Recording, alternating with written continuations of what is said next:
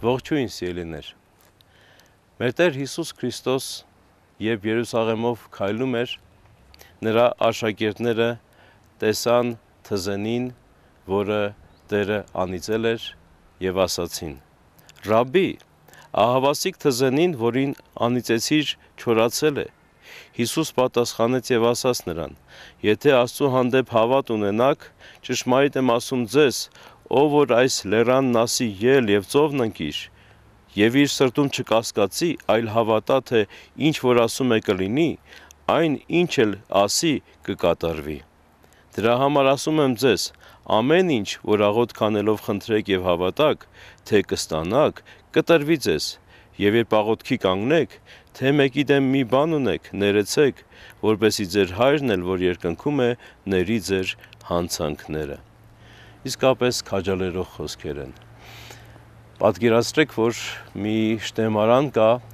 որտեղ ամեն ինչ կա քո կյանքի համար, ինչ որ դու կամենաս վայելել։ Ահա Աստված կամենում է այդ շտեմարանը լինել մեզ համար։ Եվ ոչ ավել, ոչ պակաս, ասում է ինչ էլ կամենաս եւ հավատաս, Աստված քեզ կտա։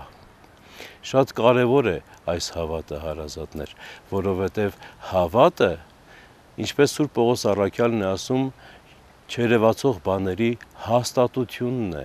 այսինքն թեպետև չես տեսնում, սակայն գիտես, որ Աստված կարող է տալ։ Իսկապես, եթե այս հավատն ունենք, ուրեմն չպիտի զարմանանք Աստծո մեծագործ սքանչելագործությունների վրա։ Եվ նրանք, ովքեր որ ինչ որ հրաշալի բան տեսնեն ու զարմանան,